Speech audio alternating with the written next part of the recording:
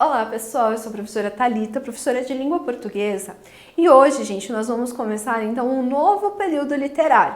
Esse período literário é chamado classicismo.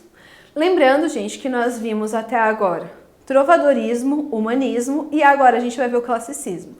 Esse, gente, vai ser o último período literário que nós vamos estudar de literatura portuguesa. Próximo, a gente já vai entrar em literatura brasileira propriamente dita. Então, lembrando, gente, que nós sempre começamos pelo contexto histórico. Então, gente, o classicismo ele não vai surgir em Portugal, tá? Inicialmente ele surge na Itália no século XV, tá? Ou seja, aqui a gente tem a marcação temporal. Ele busca, então, a conscientização da importância dos valores humanos. Por quê? Essa valorização, essa importância, né, dos valores humanos, ela já tinha começado lá no humanismo, quando a sociedade deixa de ser teocêntrica e passa, então, a ser antropocêntrica. Também, gente, é naquela época e nos séculos que vão se seguir que nós temos o ciclo, então, das grandes navegações. Lembram que no humanismo eu citei que começam, então, a navegar e tudo mais? Lembrando, gente, inicialmente o objetivo de Portugal era conseguir chegar às Índias. Mas para eles, a única forma de conseguir chegar às Índias era contornando todo o continente africano. Aí eles pensaram, nossa, será que não tem uma forma mais fácil? E eles foram tentando se aventurando. Atualmente, a gente tem ali, entre o continente africano e o europeu, o chamado Canal de Suez, que é por onde eles conseguem, então, fazer essa navegação direta. Também, gente, aqui nós temos Portugal como uma das nações que foi, né, pioneira nessa parte de navegações. Lembrando, gente, que Portugal teve uma grande expansão colonial. Justamente porque foi investido muito nessa parte nas navegações marítimas. Por exemplo, eles tinham uma escola de navegação. Então, eles não simplesmente pegaram, vamos ver no que isso vai dar. Não, eles investiram realmente, eles levaram isso bastante a sério. Então, gente, nós temos um novo mundo. Um novo mundo que agora é composto pelas colônias, tá? Então, por exemplo, começam a surgir as colônias americanas, que são as que inicialmente eles vão explorar. E depois, futuramente, muito tempo depois, eles também vão colonizar o continente africano. Vale lembrar que a gente tem países lá na África que falam o português, tá? Sendo então colonizados por Portugal. Aí, gente, esses novos lugares, né, que surgiram também novas oportunidades econômicas. Ou seja, esses países então têm uma outra visão agora. Opa, agora eu consigo ganhar mais dinheiro em cima disso. Por quê, gente? Eles têm a extração de matérias-primas, como, por exemplo, metais preciosos. Aqui no Brasil, gente, trazendo para a nossa realidade, o metal precioso que eles mais extraíram foi o ouro. Lembrando, como eu já citei anteriormente também, que a região de Minas Gerais recebe esse nome por conta da grande quantidade de ouro que tinha lá. Ouro esse que foi levado, então, para Portugal.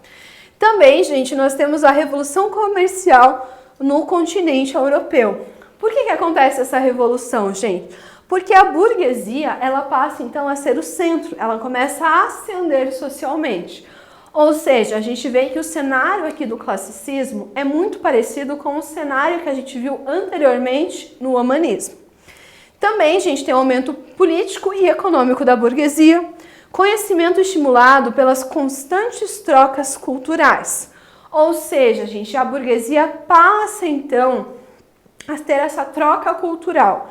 E isso, gente, nós vamos ver posteriormente o quanto vai influenciar no crescimento dessa classe. Aí nós também temos a descoberta das obras literárias e artísticas da antiga civilização greco-romana. Gente, lembrando, greco, Grécia, romano, Roma, ou seja, região que hoje a gente conhece como Itália.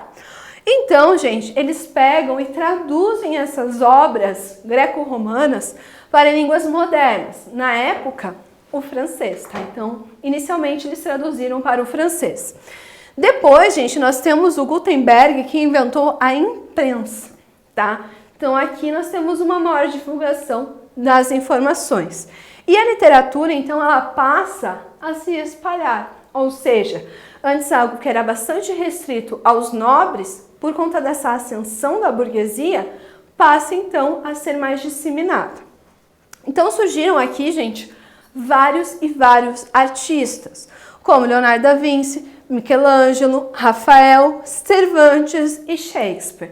Dando um destaque, gente, para Cervantes e Shakespeare. Por quê? Cervantes, né, escreveu um dos livros mais famosos que nós temos na língua espanhola, né, que é o Dom Quixote, e Shakespeare, gente, escreveu várias e várias obras na língua inglesa.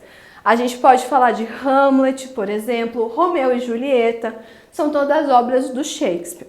Gente, lembrando que a respeito do Shakespeare, a gente vive um mistério. Por quê? Não se sabe se ele realmente foi uma única pessoa, se foi um grupo de pessoas, ou até mesmo se ele foi uma mulher. Não se tem essa afirmação. E também, gente, lembrando que ele pega as histórias que eram contadas oralmente e transfere, então, para os livros, tá? Então, falando dos aspectos formais aqui do classicismo. Nós temos, então, a utilização da medida nova, que são versos decassílabos, versos com 10 sílabas poéticas. As medidas velhas, ou seja, as redondilhas, eram muito utilizadas na era medieval, então abandona-se isso. Também, gente, aqui eu tenho duas formas poéticas mais usadas, o soneto e a epopeia. Gente, lembrando, o soneto é uma forma de poema onde eu tenho 2 quartetos, duas estrofes com 4 versos e 2 tercetos, que são 2 estrofes com 3 versos. E a epopeia, gente, é um texto que eu faço em homenagem a um herói, ou seja, a feitos heróicos. E também, gente, algo que é bastante importante é essa valorização da cultura greco-latina. Por exemplo, na base da cultura dos gregos e dos latinos centravam-se o homem, ou seja, tá aí a importância então dessa cultura, porque essas culturas já eram antropocêntricas. Também, gente, o ser humano era o centro de tudo. E essas também culturas já traziam a valorização do homem. Então tinha essa conscientização dos valores do homem. E, gente, o homem é a medida de todas as coisas. Então, disse um filósofo grego. E eles levavam isso bem a sério. Nós temos a inserção, então, na mitologia greco-latina nas obras lá da Europa. E também, gente, nós temos então a escrita de Os Lusíadas, de Luís Vaz de Camões, Camões, o grande escritor em língua portuguesa, que, gente, ele traz então essa parte da mitologia dos deuses do Olimpo, tá? E a parte do racionalismo. Nós temos a harmonia e o equilíbrio, porque a razão é o guia, então, dessa sociedade. Artistas com postura objetiva diante da criação. Então, eles têm um objetivo e eles vão ter essa postura até o final. Obras com clareza e simplicidade. Aqui, gente, eles vão escrever de forma mais simples. Razão levada à objetividade. Obras atemporais, ou seja, se eu pego a razão, ela consegue mergulhar e ir além do seu tempo. Porque se eu foco na emoção, ela vai ser uma obra muito datada.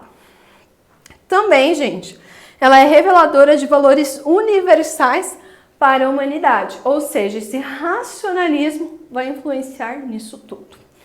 Então, gente, nós vamos falar de Camões, o nome dele, Luís Vaz de Camões. Como vocês podem observar ele aqui na foto ao lado. Ele nasceu por volta de 1524 e 1525. Ele era descendente de fidalgos decadentes, ou seja, de um título de nobreza, porém em decadência. Ele serviu como militar no norte da África. E um detalhe, gente, como vocês podem observar, ele perdeu um dos olhos durante uma batalha. Ele perdeu esse olho e permaneceu 17 anos em exílio. Exílio, gente, é quando você é convidado, vamos colocar isso entre aspas, a se retirar do seu país. Podem ser por várias e várias causas. No caso do Camões, ele ficou 17 anos longe, então, de Portugal. E, gente, ele morreu na miséria, tanto que ele foi enterrado como indigente. Ou seja, não tinha nome, não tinha nada, eles simplesmente enterraram ele. E, gente, o Camões, inicialmente, nós temos a parte lírica dele, que é quando eu observo uma mistura, então, de tendências. Eu tenho forte influência da poesia tradicional. Nesse quesito, remete, então, à arte medieval. Poesia da Renascença ou da Nova Escola, quando ele usa soneto em versos decassílabos, nova medida. Então ele vai ficar entre a arte medieval e a arte renascentista nessa parte lírica. Então a gente fala que ele é a síntese entre a velha e a nova escola. Então, gente, o tema fundamental dele nessa parte lírica é o desconcerto do mundo, valores humanos versus o que realmente acontece. Então, essa vai ser inicialmente a temática de Camões. Aí, gente, ele também observa o mundo como problemático e contraditório. Oposição de ideias a serem discutidas. Aqui a gente traz esse nome, conceptismo. Guardem esse nome quando nós lá na frente formos trabalhar o barroco, tá? Aqui a gente então tem o início desse jogo de ideias. Amor, gente, para ele é o neoplatonismo. Ou seja, ele pega a ideia de amor platônico e adequa então a sua realidade. E ele busca um mundo ideal, um mundo das essências, dos valores absolutos. E também ele pode ser, né, a síntese entre o mundo ideal e o mundo sensível. Aqui, gente, quando nós falamos disso tudo, a gente observa o quanto ele está ligado também com a filosofia, né? Ele está altamente ligado. Lembrando que grandes filósofos que nós temos, que são os filósofos gregos, eles vão viver muito nessa questão, principalmente Platão, o mundo das ideias e o mundo real. E a gente pode perceber isso muito na obra de Camões. Aí nós temos, gente, por exemplo, esse soneto aqui. Amor é fogo que arde sem se ver. É o soneto mais famoso dele. Amor é fogo que arde sem se ver. É ferida que dói e não se sente. É um contentamento descontente. É dor que desatina sem doer. É um não querer mais que bem querer. É um andar solitário entre a gente. É nunca contentar-se de contente. É um cuidar que ganha cuidar que ganha em se perder. É querer estar preso por vontade. É servir a quem vence, o vencedor. É ter com quem nos mata, lealdade. Mas como causar pode ser o favor, nos corações humanos, amizade. Se tão contrário a si é o mesmo amor. Gente, tenho certeza que vocês já viram muitas vezes nas aulas de português, ainda mais figuras de linguagem, esse poema aqui do Camões. Lembrando, gente, aqui ele está seguindo a estrutura clássica, então, do soneto, onde eu tenho 2 quartetos, 2 tercetos, e, gente, eu também tenho as rimas, ver, doer, sente, contente. Então, ele vai respeitar estritamente toda essa parte clássica, tá? Que é, então, o que a gente trouxe lá da cultura greco-romana.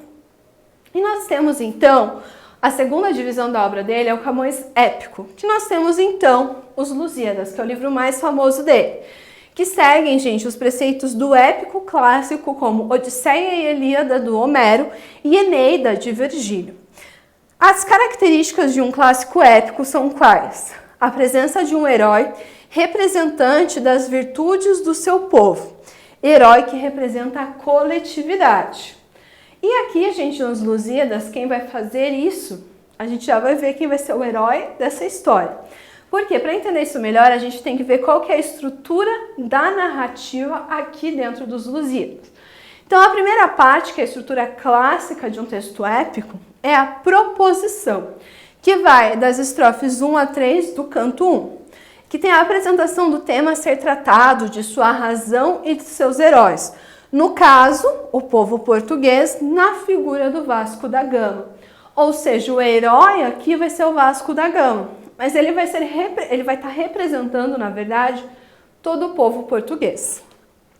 A invocação das estrofes 4 e 5 do canto 1.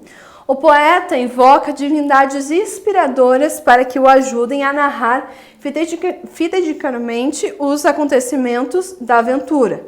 Camões invoca as ninfas do Tejo, ou seja, ele pede essa bênção dos deuses para que ele consiga, então, narrar a história realmente como ela aconteceu, ou seja, sendo fiel a essa história.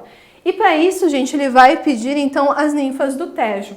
Tejo, gente, é um rio lá de Portugal, tá? Então, aqui ele procura assimilar mais próximo à sua realidade. Aí nós temos a dedicatória, que vai das estrofes 6 ao 19 do canto 1. Momento em que o poeta dedica o épico a alguém de grande importância. Camões faz sua dedicatória ao rei Dom Sebastião. Então aqui na dedicatória a gente sabe para quem ele fez o texto. A narração das estrofes 19 do canto 1 até a estrofe 144 do canto 10. É a história propriamente dita. Narra-se a viagem de Vasco da Gama às Índias. A história não começa da partida dos navios portugueses, mas sim já no meio da viagem, momento em que os deuses estão em assembleia decidindo o futuro dessas navegações. Ou seja, essa quarta parte, então, é a parte mais extensa, mas ainda seguindo essa estrutura, né, clássica do texto épico. E a última parte, então, nós temos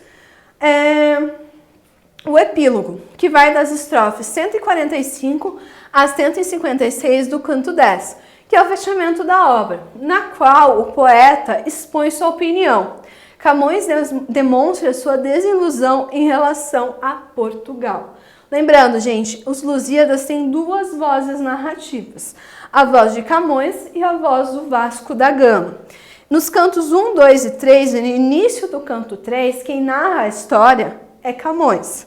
Agora, do canto 3 ao canto 5 é Vasco da Gama. Agora, do canto 5 até o canto 10, para encerrar, então, é Camões, tá, gente? Então, gente, sei que Os Lusíadas é um texto bastante difícil de ler, mas se você tiver a oportunidade, veja, porque é bastante interessante você ver como ele imagina, como ele acha que isso vai ser o fim, então, do grande império português. Bom, gente, espero ter ajudado vocês com mais uma aula de literatura. Até a próxima aula!